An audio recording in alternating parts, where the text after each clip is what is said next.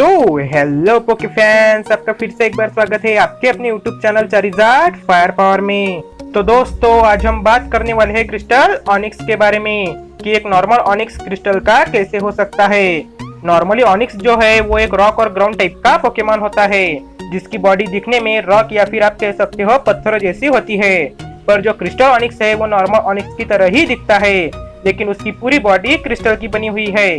तो गाइज, इस वीडियो में हम इस क्रिस्टल ऑनिक्स की मिस्ट्री को सॉल्व करेंगे और इस वीडियो के एंड में आपको पता चल जाएगा कि एक ऑनिक्स क्रिस्टल का कैसे हो सकता है।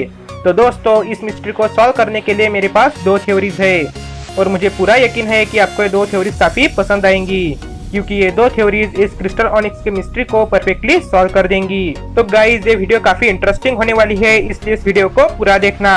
और आपने अभी तक मेरे YouTube channel Charizard fire power को सब्सक्राइब नहीं किया है तो सब्सक्राइब कर देना और बाजू के बेल आइकन को दबाकर ऑल पर भी प्रेस कर देना, ताकि आपको ऐसे इंटरेस्टिंग वीडियो की नोटिफिकेशन मिलती रहे।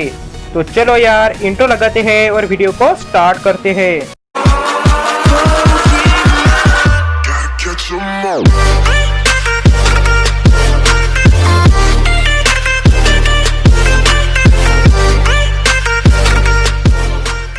तो गाइज, जैसा कि मैंने आपको वीडियो के स्टार्टिंग में बताया कि मैं इस क्रिस्टल ऑनिक्स के मिस्ट्री को दो थ्योरीज के आधार पर सॉल्व करने वाला हूँ। तो चलो देखते हैं कि वो दो थ्योरीज कौन सी है।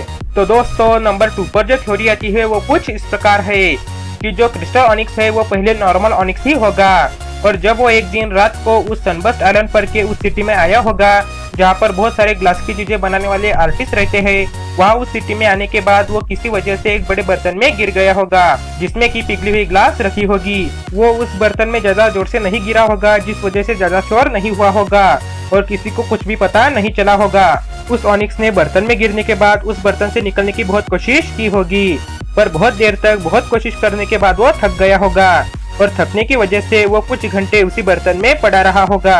वो उसमें काफी देर तक पड़े रहने की वजह से उसके बॉडी ने पिघली हुई ग्लास को एब्जॉर्ब कर लिया होगा, जिस वजह से उसकी पूरी बॉडी पर ग्लास की बहुत बड़ी लेयर बन गई होगी।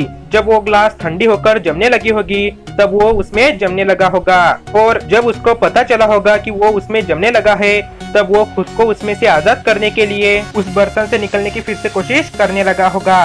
और फिर ऐसी कोशिश करते करते वो आखिरकार उस बर्तन से बाहर निकल गया होगा और डर की वजह से वहाँ से भागकर जंगल में चला गया होगा। जंगल में जाने के बाद जब दूसरे दिन दोपहर में बहुत ज्यादा धूप पड़ी होगी और जब वो ऑनिक्स धूप में होगा तब उस ऑनिक्स की पूरी बॉडी चमकने लगी होगी, क्योंकि ग्लास धूप में चमकती है और क्रिस्टल ऑनिक्स की पूरी बॉडी पर ग्लास की बहुत बड़ी लेयर थी जो कि धूप की वजह से चमक रही होगी, और चमक की वजह से उसे कुछ भी दिखाई नहीं दे रहा होगा। उसे कुछ भी नहीं दिखाई देने की वजह से वो किधर भी चलते जा रहा होगा और फिर ऐसे ही चलते चलते वो अचानक से उस गुफा में पहुंच गया होगा जहाँ पर उसको हमें एनीमे में दिखाया था।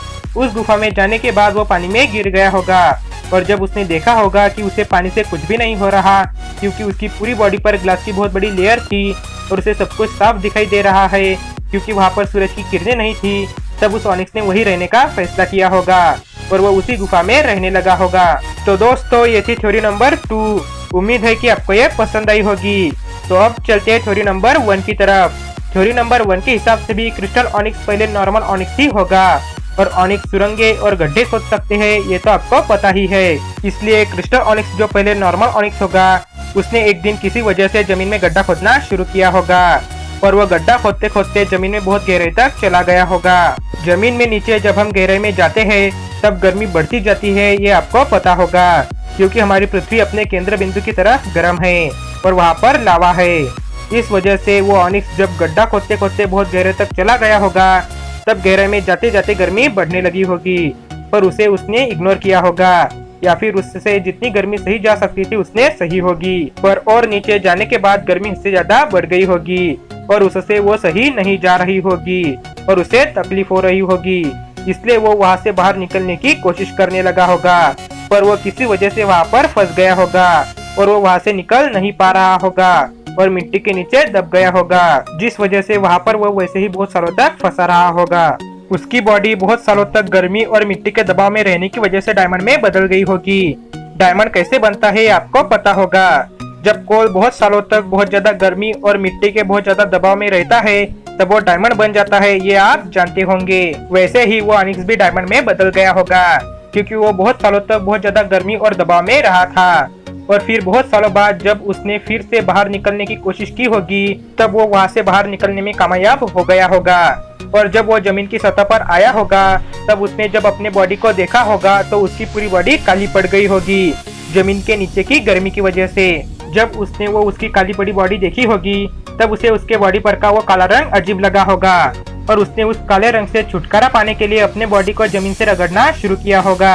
वो उसके बॉडी को रगड़ते रगड़ते उस गुफा में पहुंच गया होगा और गुफा में पहुंचने के बाद वो उस गुफा में के पानी में गिर गया होगा। जब वो पानी में गिर गया होगा तब वो घबरा गया होगा, पर जब उसने देखा होगा कि उसे कुछ भी नहीं हो रहा, उल्टा उसके बॉडी पर का काला रंग निकल गया है और उसकी बॉडी अब चमकने लगी है क्योंकि उसकी बॉडी डायमंड की बन गई थी, तब उसने उसी गुफा में रहने का मन बना लिया होगा और वो उसी गुफा के पानी में रहने लगा होगा। तो दोस्तों ये थी थ्योरी नंबर 1। उम्मीद है कि आपको ये भी थ्योरी पसंद आई होगी। तो अब आप समझ गए होंगे कि एक ऑनिक्स क्रिस्टल का कैसे हो सकता है और आपके दिमाग में जो क्रिस्टल ऑनिक्स की मिस्ट्री थी वो भी अब सॉल्व हो गई होगी। तो गाइज आपको इनमें से कौन सी थ्योरी सबसे ज्यादा पसंद आई आप मुझे कमेंट करके जरूर बताना।